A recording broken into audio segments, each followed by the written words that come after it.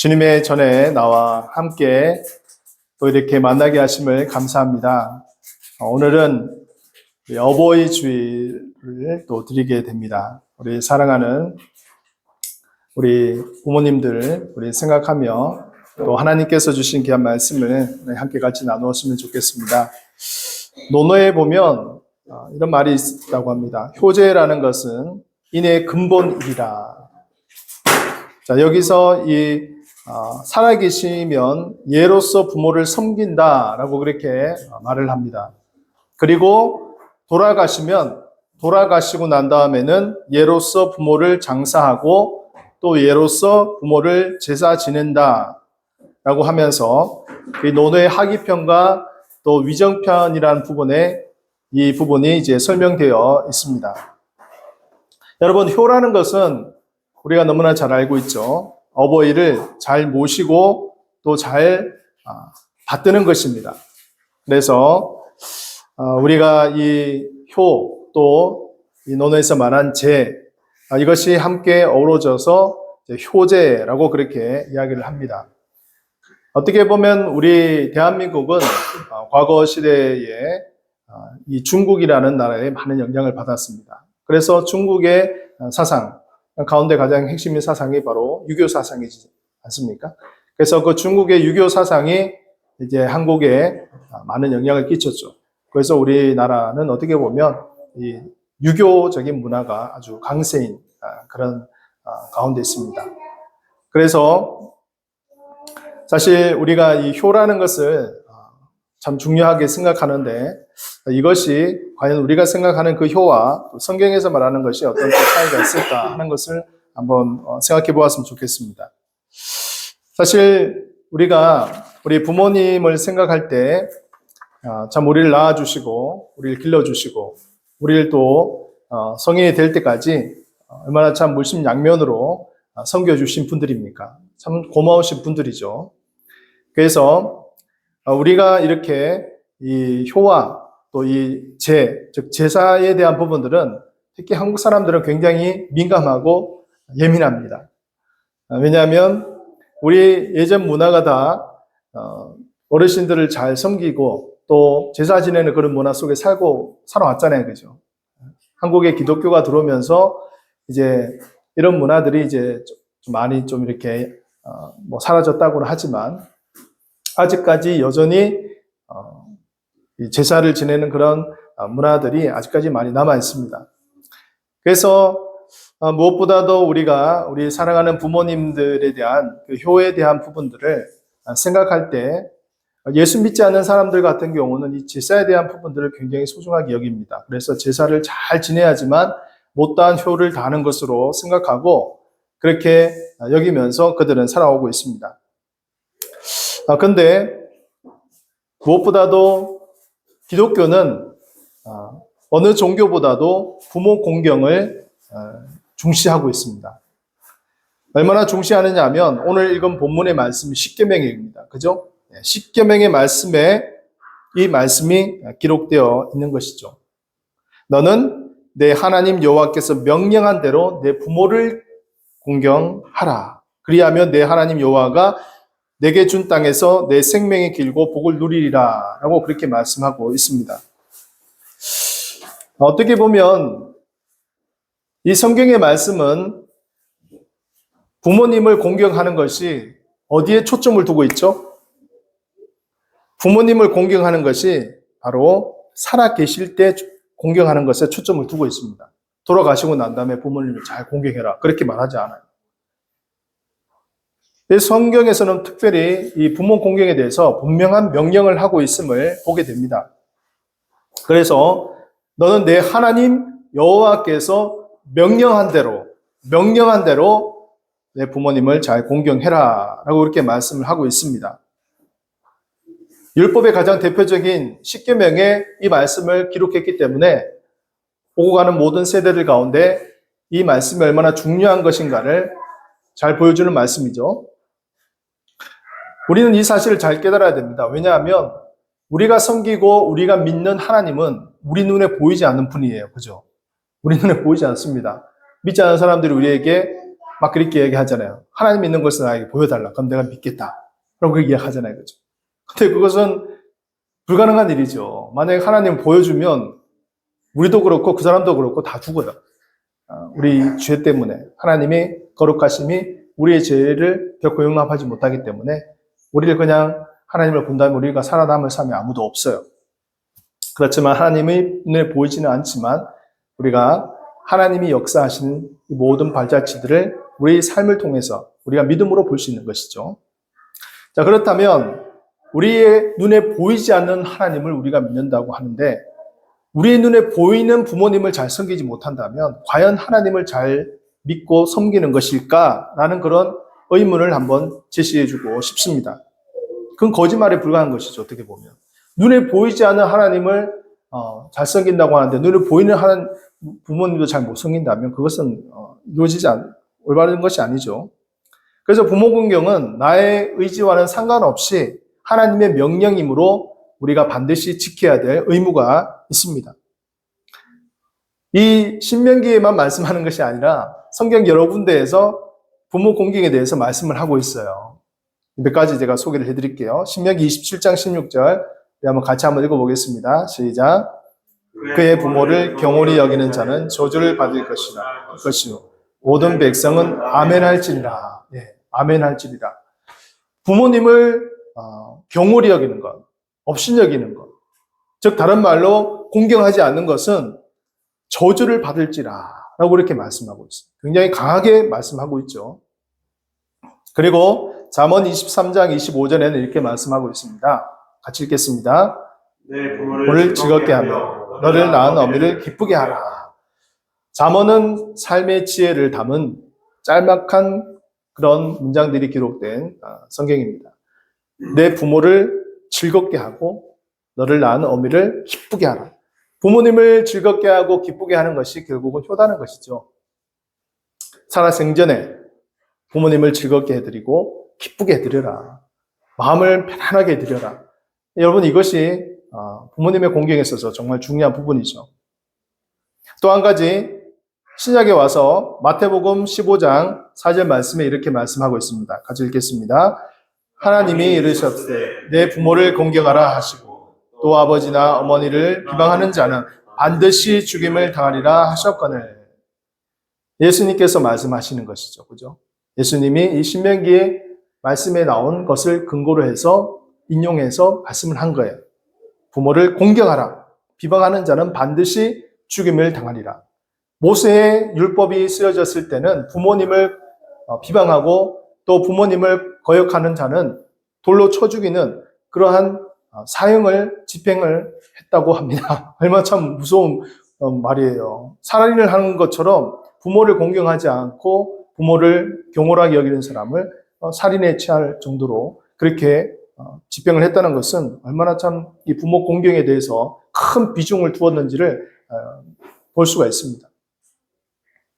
골로새서 3장 20절 말씀에 사도 바울은 이렇게 이야기하고 있어요. 같이 한번 읽읍시다. 시작. 자녀들아 모든 일에 부모에게 순종하라. 이는 주 안에서 기쁘게 하는 것이니라.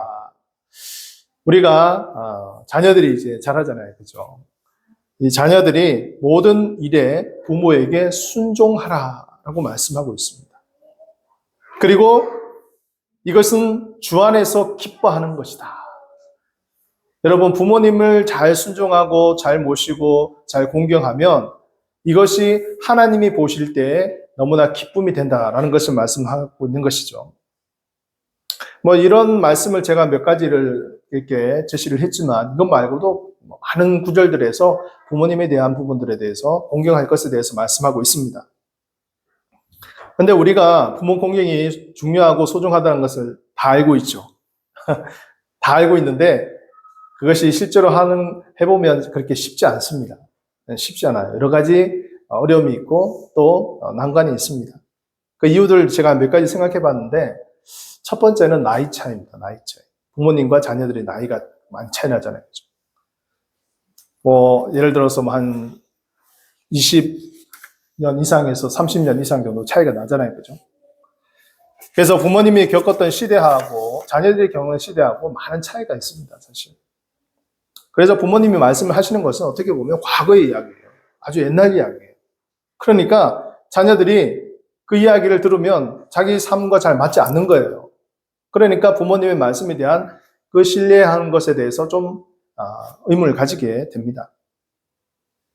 그리고 또 한 번씩 부모님이 옛날 시대 이야기를 하면 아유 또 저 소리를 하는구나 하고 잔소리로 받아들입니다. 제가 옛날 중학교 때 이야기를 아이들에게 한 번씩 하거든요. 그러면 도대체 언제적 이야기를 하시는 겁니까? 하는 눈초리로 쳐다봅니다. 조선시대 이야기 하는 것 같아요. 그죠? 제가 중학교 때만 하더라도 80년대 후반대였는데 그때는 휴대폰이 없었어요. 인터넷도 없었습니다. 그러니까 그때 이야기를 하면 얘들이 와닿지 않잖아요. 그죠? 학교에서 그 당시만 해도 쌍팔년대 이제 소위 말하는 쌍팔년대 시대였잖아요. 그죠? 그러니까 학교에서 선생님이 아이들을 체벌하는 것은 당연한 것이었어요. 그거는 부끄러울 것도 없고, 그냥 선생님이 당연하게, 저렇게 또 체벌을 하는구나, 라고 생각했어요. 심지어는 그 체벌하는 아이가 부모님한테 이야기를 하면, 부모님이 아이를 야단을 쳤습니다. 선생님 말씀 제대로 안 듣고, 그러니까, 그렇게 맞지 하면서. 오히려 부모님이 선생님이 더 잘 아이를 지도할 수 있도록 그렇게, 부탁도 하고 했어요. 근데 여러분, 요즘 같은 세상 어떻습니까? 조그마한 일 있으면 그냥, 그걸 이렇게, 올리기도 하고, 여러 가지로 참 각박한 세상 속에 살고 있지 않습니까? 나이가 차이 나는 세대 가운데서 자녀들과 부모와의 이런 부분에 있어서의 공감대가 형성되지 못하는 것은 사실입니다. 두 번째는요, 문화의 차이예요, 문화의 차이. 문화의 차이인데 뭐냐면, 부모님이 좋아하는 시대에 그 문화가 있고요, 우리 자녀들이 좋아하는 시대의 문화가 있습니다.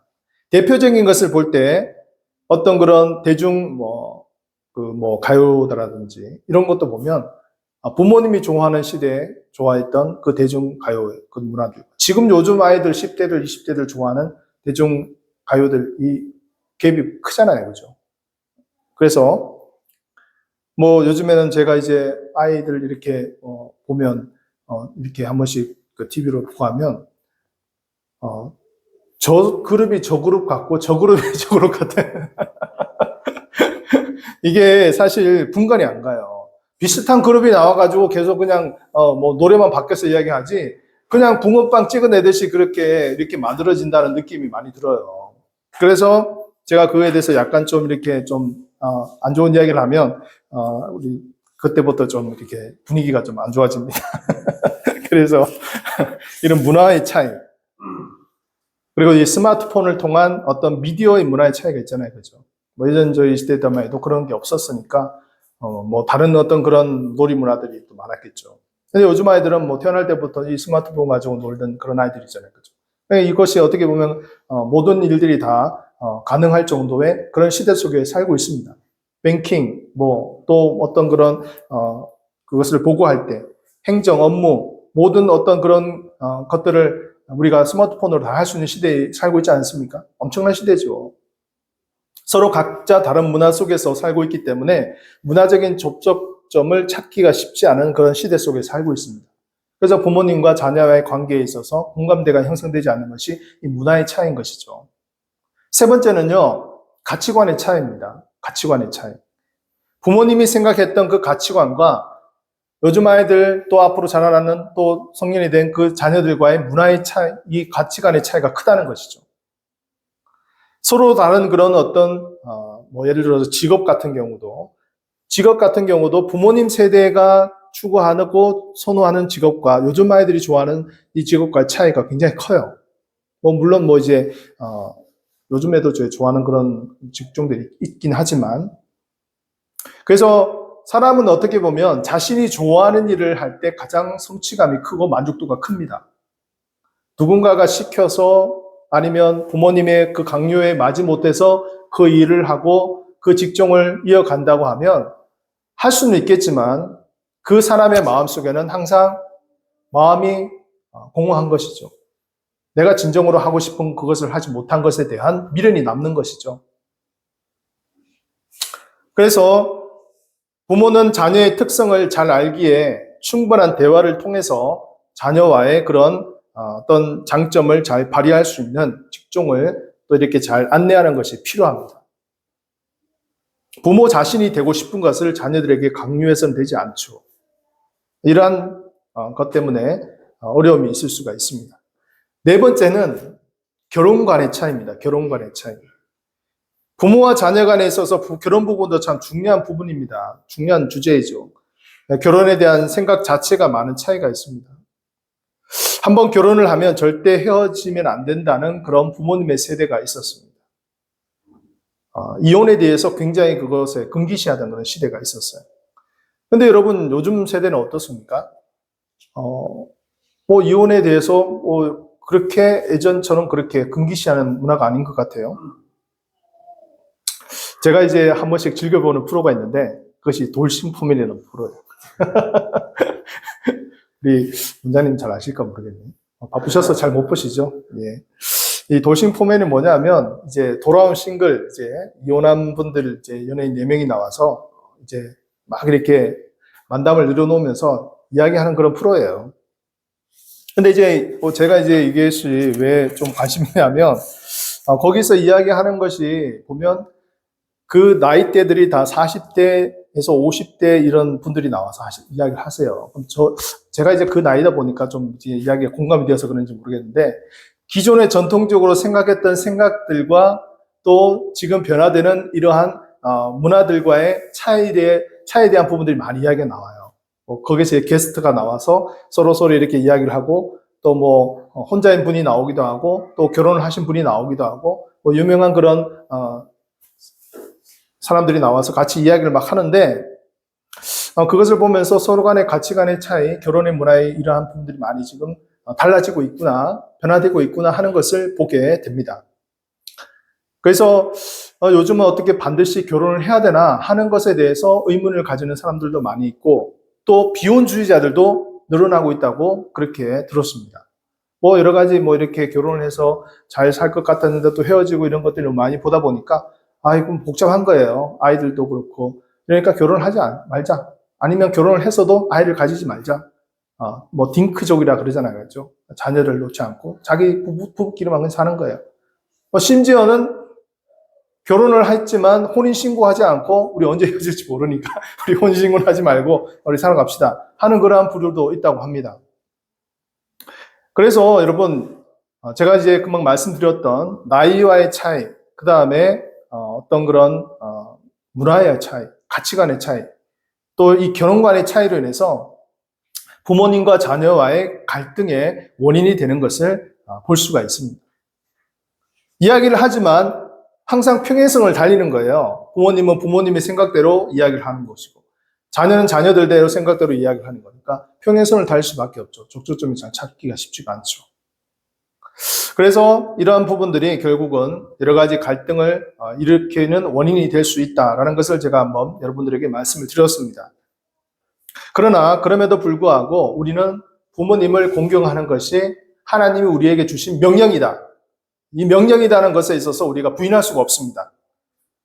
너는 내 하나님 여호와께서 명령한 대로 내 부모를 공경해라. 그리하면 내 하나님 여호와가 내게 준 땅에서 내 생명이 길고 복을 누리리라. 하나님이 명령을 하셨어요. 이것은 우리가 해도 되고 안 해도 되는 선택사항이 아닙니다. 반드시 해야 되는 거예요. 하지 않으면 우리에게 축복이 피해갈 수밖에 없는 거예요. 축복이 오지 못할 수도 있어요. 그 하나님 분명히 하셨잖아요. 그죠? 내 생명이 길고 복을 누리리라 라고 말씀해 주셨습니다. 장수하는 축복, 그리고 우리가 이 땅에서 살면서 현세적인 복을 누리며 살아가는 그 축복을 우리에게 주셨다고 말씀하고 있는 거예요.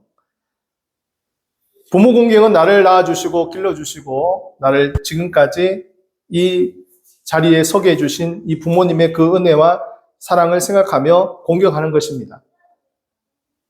결국 나도 미래의 부모가 될 수 있잖아요. 그죠? 여기 우리 청년 한 명만 아직 결혼을 못 하셨지만 우리 청년도 나중에는 이제 미래의 부모가 되는 거예요. 결혼을 하고 나면. 미리 부모님을 보면서 우리가 학습하는 거잖아요. 그죠? 그래서 좋은 부모님 밑에서 좋은 자녀들이 나올 가능성이 많습니다. 간혹가다 좀 이렇게 예외인 경우도 있긴 하지만, 그런 면에서 참 여러 가지로 생각할 때, 저는 이제 부모님을 지금은 이제 다 하늘나라 가셨지만, 그때 참 부모님을 더 이제 좀 잘 공경했으면 좋았을 것을 하는 것을 참 후회를 많이 해요, 때로는. 그러니까 부모님이 그냥 나의 옆에서 그냥 같이 있어 주는 것만 해도 그것이 참 큰 은혜이구나 하는 것을 저는 깨닫게 됩니다. 같이 있었을 때 몰랐어요. 항상 같이 있을 것이라고 생각했기 때문에. 근데 그 부모님이 떠나고 난 다음에는 그 빈자리가 간혹 그렇게 불쑥불쑥 드는 거예요. 왜냐하면 이야기를 하고 싶은데 이야기할 대상이 없는 거예요. 이것이 보면 어떻게 보면 우리가 부모님을 살아생전에 잘 모시고 공경해야 된다. 돌아가시고 난 다음에 아무리 제사를 잘 드리고, 아무리 그분을 기리고, 아무리 그분을 생각하고, 한들 무슨 소용이 있습니까? 그죠? 아무 소용이 없는 거예요. 그래서 부모 공경은 무엇보다도 현재다. 현재가 중요한 것이. 말씀을 정리하도록 하겠습니다. 우리가 어버이날을 또 맞이해서 매년마다 이렇게 어버이 주일도 있잖아요. 그죠? 그래서 우리가 어버이 주일이 참 중요하고 부모님을 잘 공경해야 된다는 것을 너무나 잘 알고 있지만, 부모님과 자녀가의 많은 갈등의 문제들이 있다 하는 것을 제가 4가지 그런 부류로 말씀을 드렸어요. 나이가 차이가 나고, 또 문화가 차이가 나고, 가치관이 차이가 나고, 결혼관이 차이가 나고, 이러면서 부모님과 자녀가의 갈등 속에 있는 가정들이 많이 있습니다. 아이들 진로 문제도 그렇고, 여러 가지 그런 부분들 있었어도 참 이런 것들이 많이 쉽지가 않아요. 그렇지만 세상에서 말하는 세상에서 말하는 그 효는 성경에서 이미 다 기록된 거예요. 새로운 것이 아닙니다. 오히려 성경에 이 효의 개념이 더 오래되었어요.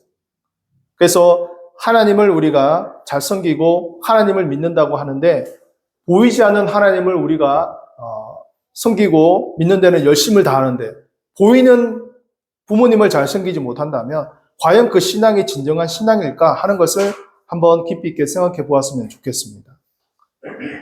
어떤 의미에 있어서 부모님은 하나님의 속성 가운데 가장 가까운 것이 부모님의 속성이거든요. 그렇지 않습니까? 부모님은 자녀가 어떻게든지 잘 되기를 원하잖아요. 그리고 조건적이지 않습니다. 야, 내가 너를 지금까지 키우는데 얼마를 들었어? 계산해가지고 계산서 내밀고 자녀한테 그것을 돈을 달라 그렇게 하는 사람이 없잖아요. 무조건적이에요. 희생적이에요. 조건이 없습니다. 그냥 다 쏟아주는 거죠. 자녀가 잘 되기를 바라고 또 성공하기를 바라고. 이것이 어떤 부모님의 속성이 하나님의 속성과 가장 가까운 존재가 바로 부모님이에요. 그래서 우리가 정말 이 땅에서 살면서 정말 부모님을 잘 공경하는 것을 무엇보다도 한번 잘 기억했으면 좋겠습니다. 언젠가는 우리 부모님들도 우리와 함께 떠나가는 그때가 온다는 것이죠. 그리고 그 시기가 가까워 올수록 우리는 더 부모님에게 잘 공경해 드리고 또 효를 다하는 것이죠. 그 가운데 무엇보다도 우리 부모님들이 믿음 생활 잘 할 수 있도록, 또 마지막 그 순간까지 또 너무 큰 병에 걸려서 또 힘들고 고통받지 않도록 정말 장수의 축복과 복을 누리는 이 축복이 우리 부모님뿐만이 아니라 우리 자녀들에게도 그것이 이루어질 수 있도록 그렇게 우리가 기도하며 나가야 될 줄로 믿습니다. 그래서 우리가 하나님을 공경하는 것은 부모님 공경으로부터 시작합니다. 결코 멀리 있는 것이 아니에요. 결코 그것이 그렇게 쉬운 것은 아닙니다. 그래서 우리가 그것을 잘 기억하고 정말 우리가 하나님을 잘 섬기는 그 믿음만큼 우리 부모님을 잘 섬길 수 있는 그런 은혜가 이루어지길 간절히 소원하고, 또 여러 가지 그런 차이들이 있고 또 여러 가지 그런 대화에 있어서의 잘 접촉점이 이루어지지 않는 것도 있겠지만 우리가 정말 그것을 잘 감수하고 또 우리가 말씀 가운데서 명령한 것을 잘 지키며 행할 수 있는 우리 저와 여러분들의 삶들이 되어지기를 주님의 이름으로 간절히 축원합니다.